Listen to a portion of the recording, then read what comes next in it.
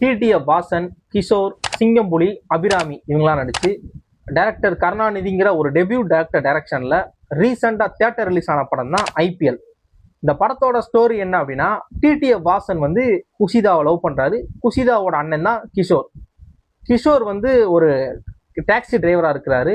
இந்த டாக்ஸி டிரைவரா இருக்கிற கிஷோரை வந்து ஒரு பொய் கேஸ் போட்டு போலீஸ் அரெஸ்ட் பண்ணிடுறாங்க. அவரு நான் தப்பு பண்ணல அப்படின்னு சொல்லி எல்லாம் நிரூபிக்க பாக்குறாரு. ஆனா எல்லா எவிடன்ஸுமே அவருக்கு அகேன்ஸ்டா தான் இருக்கு. அவரால் தப்பிக்கவே முடியல. அவர் வந்து ஜெயிலுக்கு போறது உறுதி அப்படிங்கிற மாதிரி இருக்கு. இதுக்கு வந்து ஆளுங்கட்சியோட சப்போர்ட்லாம் இருக்கு. அவருக்கு பின்னாடி ஒரு பெரிய மர்மமே இருக்கு. அவரால் தப்பிக்கவே முடியாதுங்கிற நிலைமையில அவர் இருக்காரு.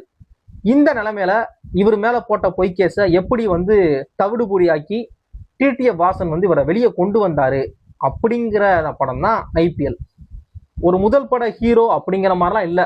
படத்துல டிடிஎஃப் வாசனுக்குன்னு இன்ட்ரோ சீன் ஆகட்டும், ரொமான்ஸு, கிஸ்ஸீனு, ஆக்ஷன் பிளாக்கு, கிளைமேக்ஸ்ல ஒரு பைக் சேஸ்ன்னு சொல்லி ஒரு ஒரு டாப் ஹீரோஸ்க்கு வைப்பாங்களே அந்த மாதிரியான எல்லா எலமெண்ட்டுமே படத்துல டைரக்டர் வந்து வச்சிருக்காரு. டைரக்டர் கூட டிடிஎஃப் வாசனோட ஃபேனா தான் இருப்பார் போல.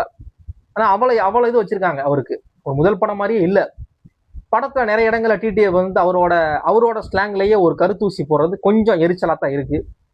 படத்தோட ஸ்கிரீன் பிளே வந்து நிறைய இடங்கள்ல பெருசா கிரிப்பா இல்லை. ரொம்ப ப்ரெடிக்டபிளா தான் இருக்கு படத்தோட ஸ்கிரீன் பிளே. காமெடி வந்து காமெடிக்குன்னு தனியா ட்ராக் இல்லை. டிடிஎஃப் வாசனோட நடிப்பு வந்து அங்கங்க நமக்கு வந்து கொஞ்சம் சிரிப்பு ஊட்டுது.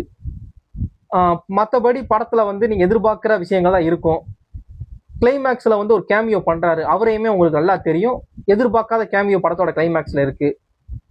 டிடிஎஃப் வாசனோட ஃபேன் அப்படின்னா நீங்க இந்த படத்தை உங்களுக்கு கொண்டாடி தள்ள போறீங்க. ஏன்னா அந்த படத்துல அந்த எலமெண்ட் எல்லாமே இருக்கு. டிடிஎஃப் வாசனுக்கான எலமெண்ட் நொறுக்க போறீங்க இந்த படத்தை. அவரே சொன்ன மாதிரி தயவுசெய்து இந்த படத்தை யாருமே பிளாக்ல டிக்கெட் வாங்கி தியேட்டருக்கு போகாதீங்க. டிக்கெட்டே கிடைக்கலாம்னு பரவாயில்ல, ஹவுஸ்ஃபுல் ஷோஸா இருந்தா கூட பரவாயில்ல, பிளாக்ல மட்டும் டிக்கெட் வாங்கி பார்க்காதீங்க. தயவுசெய்து தியேட்டர்லேயே இப்போ டிக்கெட் எடுத்து பாருங்க. பிளாக்ல டிக்கெட் வாங்கி அதிக டிக்கெட் கொடுத்து பார்க்காதீங்க அப்படின்னு அவரே சொல்லியிருக்காரு. அதை ஃபாலோ பண்ணுங்க. டிடிஎஃப் ஃபேன்னா உங்களுக்கு இந்த படம் ஒரு ட்ரீட்டு தான்.